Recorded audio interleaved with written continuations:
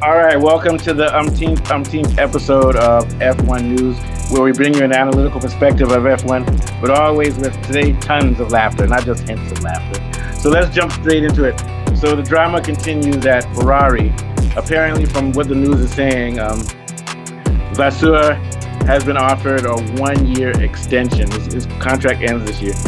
If I were Vasseur, I'd be happy that it's even a 1 year because a couple of weeks ago things weren't looking good. What's his name is not happy. Leclerc is not happy.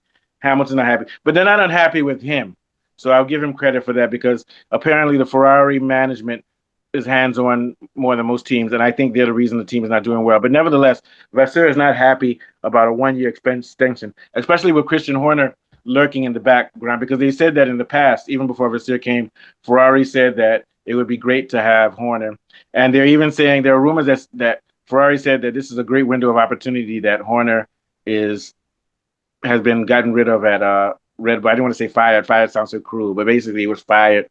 So the question here is that are they really going to are they looking to just give Vasseur a 1 year contract and wait for Horner, whose garden leave ends after a year, to take over? I'm not sure that's going to happen. Horner's also been linked to Alpine, but there are other rumors also that Ferrari wants to have a CEO or somebody. They want to create a boss for who will be above Vasseur. Vasseur's not happy about that, to be honest with you. But I guess the idea is to let him focus on the car and things like that, and let whoever's above him focus on the finances, the wheeling and dealing, and everything else.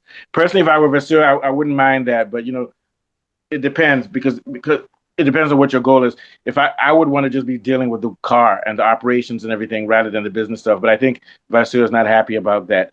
But to cut a long story short, the rumors are that the super boss that they would bring in is what's his name, Horner, over Vasseur. He'd be the super boss, and Vasseur would be the team. Vasseur would be sort of like what Andrea Stella is, and all those types of things. And Horner would be like what Zach Brown is.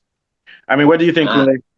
Yeah, I would say that to his credit, as you had said earlier, it's not Vasseur's. Vasseur hasn't had personnel issues with the team, but if you look at Hamilton and some of his exchanges with some of his teammates, with some of the players of the team pit crew during and after the race, and his comments and the way his head is hung low. So although he's not directly with issue with Vasseur, I'm afraid leadership reflects attitude.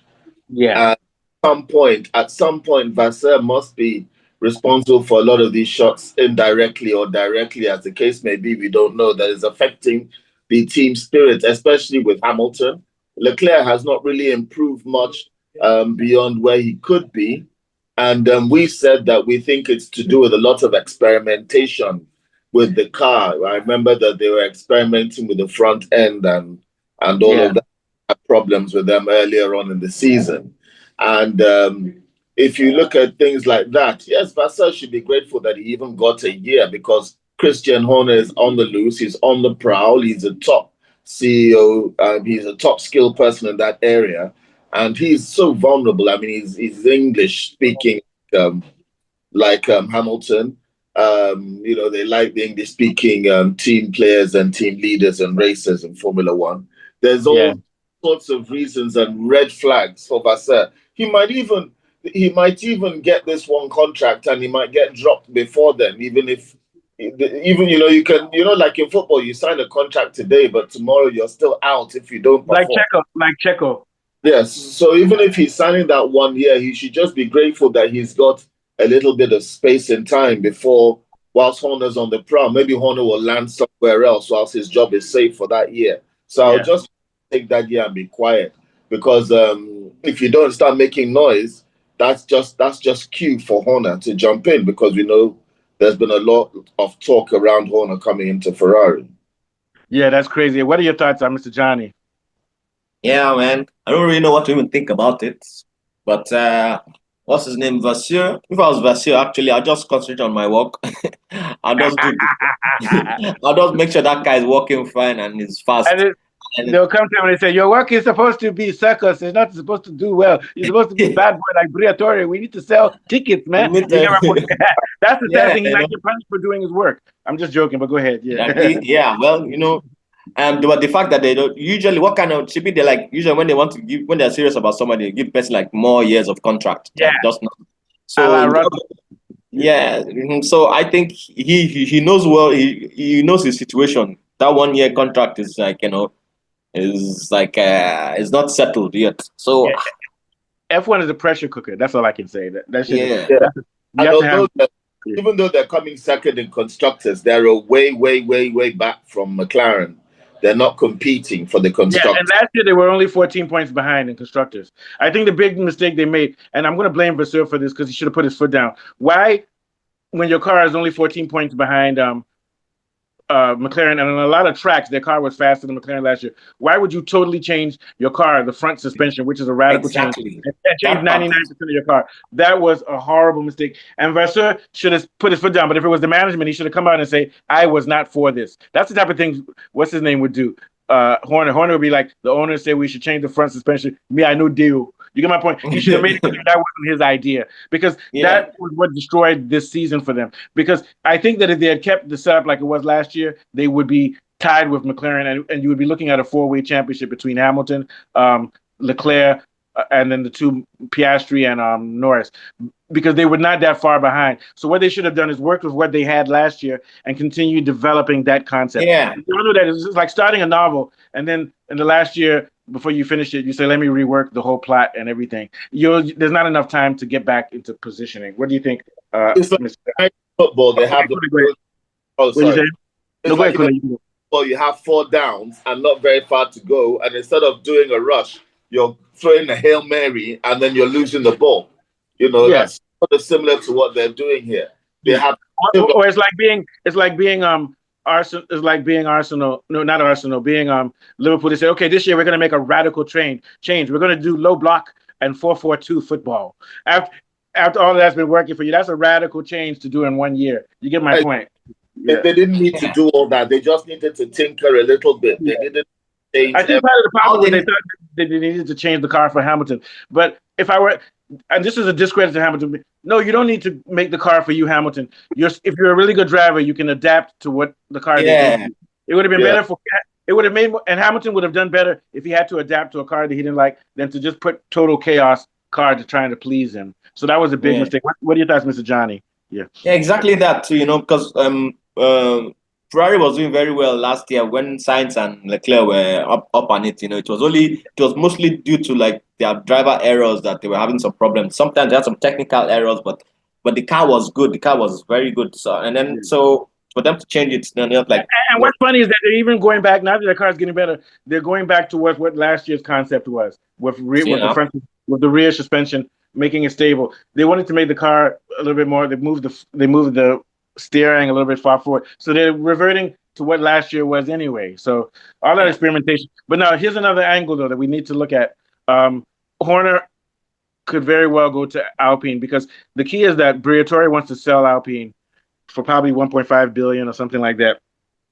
And the rumor is that Horner could go there and bring in a bunch of investors, which is what Horner is good at doing.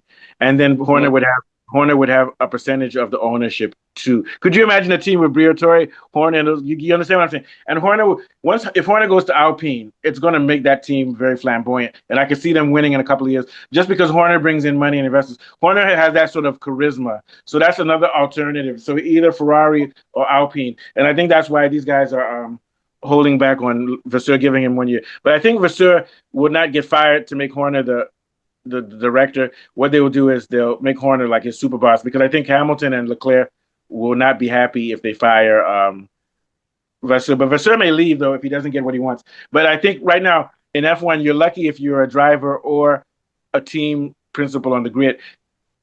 Even just take the team. Like for example, Russell, just take your 1 year because you never know. Next year you may not even be around. What are your thoughts, Mr. Johnny? If Honor becomes CEO, Abi? Yeah, a sort of CEO type of position. Yeah. Sort of. Does he get to stand at the pit lane and make decisions? Like, and then. But I think he could, like Toto Wolff does that, or he could leave it to Vasseur, and then he can sort of like Zach Brown. Zach Brown is usually there, but he lets. It's very confusing as to who's making the decisions for McLaren. Isn't it Zach Brown or what's that Italian guy? What's the name of the the total direct. Stella. It's very Like hard. the race engineer. I think it's actually it's sort of like ultimately Horner would make the decisions, but I think he would take cues from his team director. He would take from the technical director. It's Because confusing.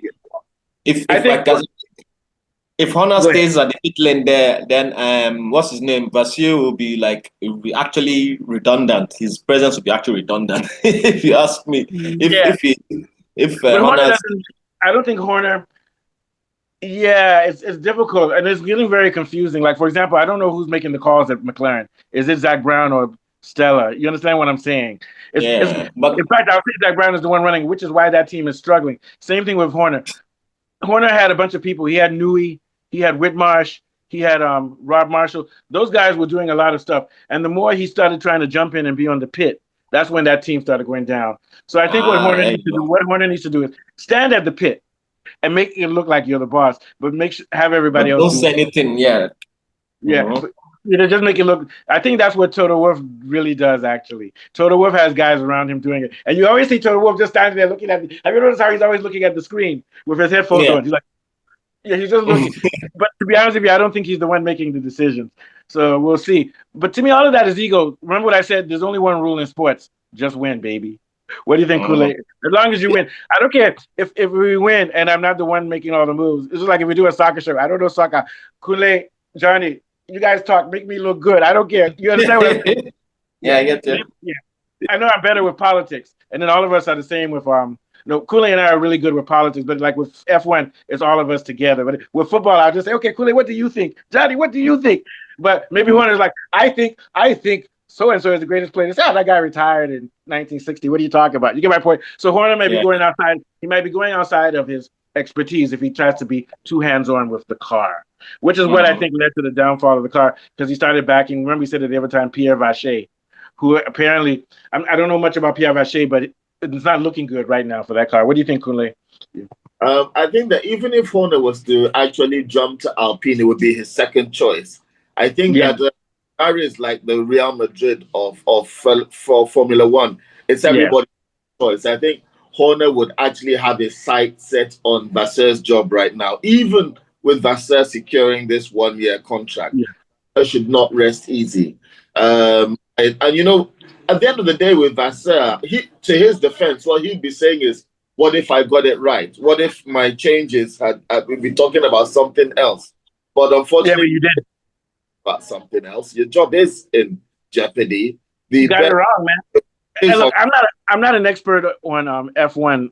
These guys, what I mean is that none of us knows engineering. But one thing I do know, if they hired me as the team principal, I'll be like, well, yeah, keep the same car. Now let's extend. And which is what McLaren does. You take a concept and year by year you add to it. You don't delete the whole thing and start from scratch. I'll be like, okay, yeah, I'm the team owner. Whatever you guys are doing, take it to the next level. So what are our problems? Is, we don't have enough grip. Okay, now let's work on our grip. Not to say, let's change our front suspension. No, man. I think that was the biggest mistake, and I don't know whose idea. To be honest with you, I think they did it because they were getting confused because they wanted to make a car for Hamilton. But Hamilton is a fantastic driver.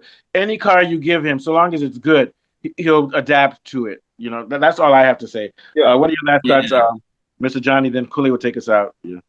Yeah, I think it was when there was somebody that came from Mercedes and joined Hamilton. Then that's when the person also did some work on the car. Hamilton, one of his engineers came, Yes, and that's when it's getting stable. So, so I think things are getting stabler when Hamilton got that engineer or when Ferrari got that engineer from Mercedes. Yeah, and they're making a mistake because of Hamilton's a champion. They think he's good at car feedback. I'm not trying to diss Hamilton. That's never been his strong suit. Hamilton's strong suit is give me the car and let me drive it.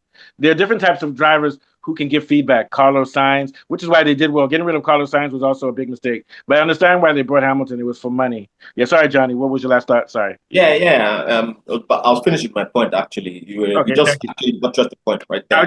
I was just trying to be polite. I was like, okay, let's get it. All right, Kool-Aid. Last thoughts to take us out. Good show once as usual. Exciting little chat about Vasseur and the safety of his job at Ferrari as we look forward to Spa in a couple of weeks. And from myself, Johnny and Mustafa, we bid you adieu. Please, hey guys, I'm watching High Maintenance. On Ah, I always have this show on, man. Sorry, Kule. Yeah, like and subscribe, and we'll see you on the next one, ladies and gentlemen. From me, Mustafa, we are out of here. Adieu.